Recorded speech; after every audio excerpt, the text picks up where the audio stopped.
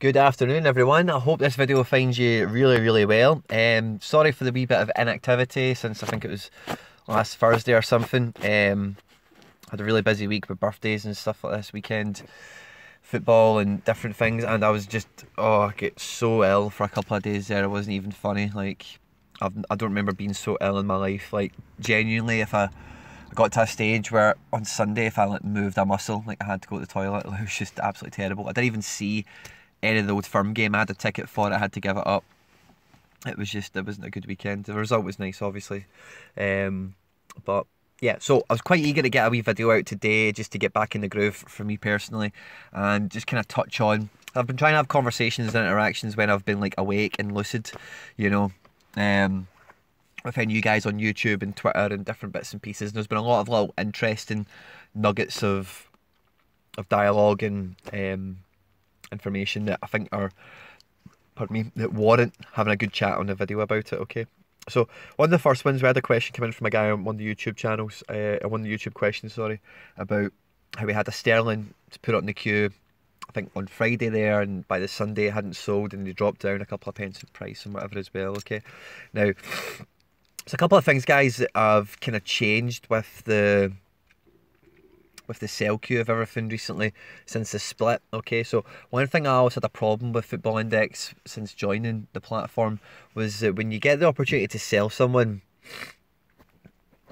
and you put them on the reserve price here, the reserve price didn't actually do anything really. It made no, and I complained to Football Index a few times, and the subsequent loss of profit on the sell price that I had on reserve, because it wasn't met, they kept them on the market even though the price had went below the reserve, and they actually refunded me. It was like 40 pence here, £1.10 there, whatever. It wasn't much, but I managed to complain. I think it was 2 or 3 times, and they squared me up, which is awful nice of them. But now the reserve price is proper, you know, like so if the price drops below the reserve that you put on it, then you're holding your listing of them, it gets cancelled, which is nice, okay. But the main point we we're making is that in theory now, because we've had the three-way split, the sale queue is 3 times bigger in theory, okay? So when you put somebody up for sale, you're depending on who you're selling, when, why, you're potentially going to be at the back of a very long queue before your player is going to get picked up and bought, okay? So previously in the channel we've spoke about when's the best time to sell, okay? And I'm of the very strong opinion the best time to sell someone is when people are buying them, you know, like right now, you know, if you look at the guys who are trading at the top, and I'm not telling you to go and sell in these players, right? But if you look at these guys who are trending at the moment, they will sell quite quickly, relatively speaking, than now. And especially when they're initially on that big upward surge. If you think about Chukwueze last night, and I seen the game last night, when it was like, you know, when the game was in the balance or whatever, and I've been having this problem with Football Index as well, my 24-hour graphs aren't loading now. I don't know if it's my phone or whatever.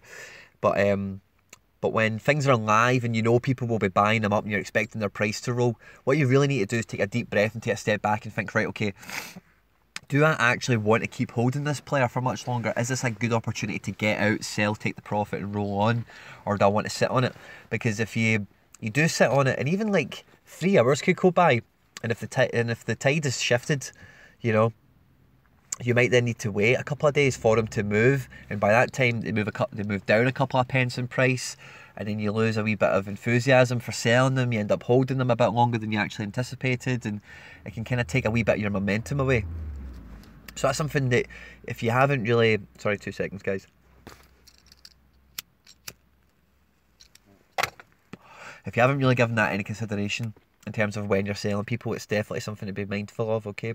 The best time to sell is when people are buying, okay? Now, some people you can always sell because people are always buying. Guys like Mbappe, Neymar, you know, the guys that are right up the top of the list. There's never really a bad time to list them. If you're looking for a quick sell, a quick transaction, you know, there's never really a bad time for a lot of these guys, to be honest. But when you're trading below that prime level, you know, you're kind of mid-tier to low-tier guys, especially your bargain basement guys, there's finite windows of opportunity to sell them. And you really need to have your finger on the pulse, watching the game they're playing. And if you see they're scoring a goal and you think, do you know what, brilliant, it's a nice upsurge in price. I don't care, I'm getting paid 1 pence for a goal. It's just jumped up 10 pence. rather than me holding, you know, whatever, and you've got these things to go through. Is it worth holding on for the quick sale at midnight? And you know. So you really need to understand that, guys, that the sale queue in theory is now 3 times bigger, and you really need to plot your exit strategy when you're going to be getting out of someone very carefully, because even though you can plan your strategy out as much as you can, like, oh wait, this game here, this run of fixtures looks great, and if he does well in that game and he does okay and he plays in that match, then his price will do well and he'll earn me some dividends, whatever. But what you also need to couple that with is, after these, you know, amazing events that are coming up and this lovely set of fixtures, what happens after that? Will still people buy them? When do I want to sell them? Okay, and you really need to plot that out as well as you can, guys, okay, because you don't want to be lumped with someone. And again, I hate mentioning his name because you'll probably be sick of it, but it's a big part of the reason why I had that love-hate relationship with Ericsson, was I just, whenever I kind of wanted to sell him, it was a bad time, people weren't picking him up, and then you told, you know, and you guys can go back and watch the videos and have a good giggle at that, okay. The second thing I wanted to touch on, which kind of coincides with this quite nicely, is we just had the market share split, right? And the massive upsurge in the market, you know, you've seen how big the footy went up at that point, was incredible, you know. What that has done, right, and as I mentioned in one of the previous videos as well, the user bases went up by roughly a third, right, since the share split announcement. So we've now got 33% more users, right, and we then had, I can't remember how much the market jumped. I think it was like 1,000 and 2,000 in a day and stuff like this, right? But let's even wind back to when it was 70,000, right? We've had 10,000 of a market cap increase, 1/7. It's basically about 15%, right? So we've got easily, if not more so, 15% of the market on the same clock for IPDs, okay? What I mean by that is IPDs are live for the first 30 days you hold somebody, okay?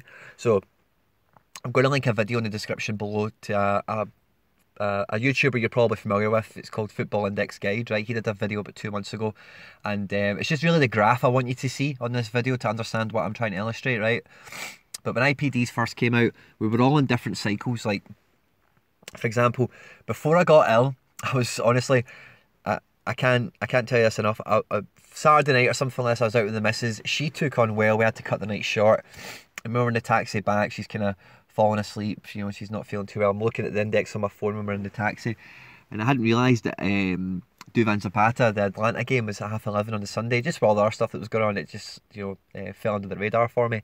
And I thought, oh, brilliant, I'll buy some of him, I might deposit some money, I'll wait till I get home, pay for this taxi, I'll see what loose change I've got and make some moves from there. I then got home, went to bed, didn't feel great, I didn't wake up the next day till 7 PM. Anyway, pointless story.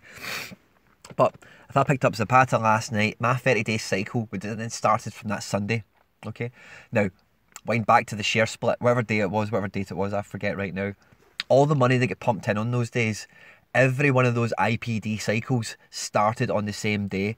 So you've now got 33% of new users on the same start date for their 30-day cycle of any of their holdings. So Sterling was the example the guy asked when we were chatting about this in the comments section. Sterling was the big mover on share split day. So that means roughly 30% of people who hold Sterling are on the same 30-day cycle for in-play dividends. So if you're trying to sell early in that cycle, there's a good chance that you're going to be waiting a little bit longer for them to sell, okay? Equally then, 30 days from the share split, there's a good chance that a lot of people are going to be selling Sterling because their cycle's then ended. And if that's a strategy for them, just to take the cycle and then pump and dump him and move him on somewhere else, you might notice this. You know, we might look at his 1 month graph in a couple of weeks from now, and you'll see it just falling off a cliff because everyone's getting off him, you know, if that's the way it transpires, okay?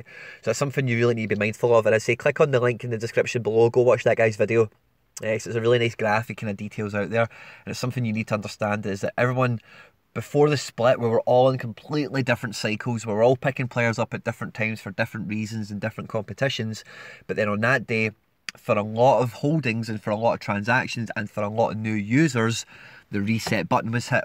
And we were all on day one IPD for a lot of players.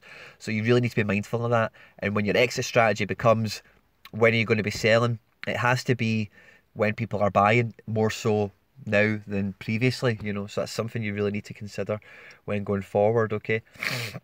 So they were the two main things, guys, I really wanted to touch on with you today in the video. We've had a lot of great movement in the index recently. It's been absolutely fabulous, and other than this, I've got a few topics I want to touch on for the rest of the week and then going forward and whatever as well.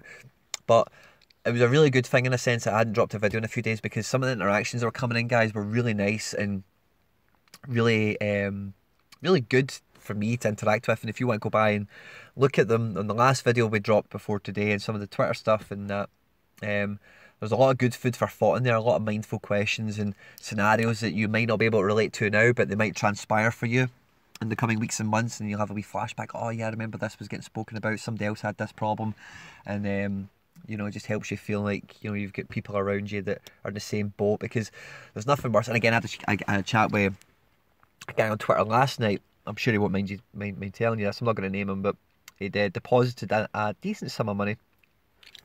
Sorry, 2 seconds. And he put it all into, let's say, a top 5 player, right? And as soon as he done it, the message he sent back to me was, oh, I'm shaking, right? I can remember having my whole portfolio, and as this person, I don't think his whole portfolio is one player, don't get me wrong, but when you make big moves like that and you start to put more money in the game, it can be a bit scary, guys. It is your money, and I can't say this enough, and I say it as often as I need to. It is your money. That's the main thing you need to remember. It's not fantasy money. It's not, you know, it's not fake. It's not a trial account like some of this stuff you get for like real stock markets. They let you play with fake money to get the grasp of it. This is your money. There's no two ways about it. And when you're committing yourself to these things, like I said to him and I'll say to you guys, it's got to be somebody that you believe in. Whether that be they play for a team you support, or like I said to him last night, it's just somebody you want to see doing well. You know, so when their price moves, you're as happy as you could be. You know, if you're a Spurs fan, you're not going to buy Mesut Ozil and then be happy that his price is going up and he's doing well again and he's getting back in the team. You know, it's not going to work for you. You're just not going to be, because your portfolio, guys, as much as I'm saying it has to be somebody I would always recommend anyway that you're happy to see doing well and you might have an affinity towards, the best holdings in your portfolio you're going to be cold towards. You're not going to have an emotional attachment with. They're not going to play for a team that you support. They're not going to be in a competition you especially maybe like more than others or whatever. It's got to be quite cold, you know. But when you are committing to something a bit bigger, you've really got to believe in it 110%. But again, equally, before you go into anything, you've got to Google search them. You've got to check all the news that's on them. Are they injured? What's their contract situation like? What's their form like? You've got to look at who's scored and flash scores and all these different things. And you've got to know everything. See, before you put a massive section of your portfolio or a massive sum of money into one player, you really need to know everything possible. So I've done it before. You've jumped the gun, you've seen a price, you think, oh, that looks great. You drop your money on it, and then you Google search them afterwards, and then you see something that totally changes your strategy with it. Like, oh my God, I cannot believe that. Like, I remember I did it in January with Jordan Lukaku. I seen the price of him, he was really cheap, and I thought, oh, brilliant, he signed for Newcastle, and if he plays one good game, he's Belgian, and you know, he's a big strong guy, and whatever. I bought him, and then I Googled him to see, like, oh, as it went, and it's like, it's off. He's not going to Newcastle, and I was like, oh my God, I can't believe that just happened. I had to quick sell him, and it wasn't a lot of money, but I'm still throwing money away on my laziness, you know, or my excitement, jumping the gun, just trying to get on them too quickly. Okay, guys. Cool. Thanks for tuning into the video today, guys. Just a bit of a ramble, a couple of points I wanted to touch on, and yeah, if you're new to the channel, guys, please like, share, subscribe, retweet if you find me on Twitter, all that good stuff, guys. Stay out of trouble, and I hope we've got a great match day tonight. I hope it's really good to you guys, and I'll catch you on the next video. Take care. Ta-ra.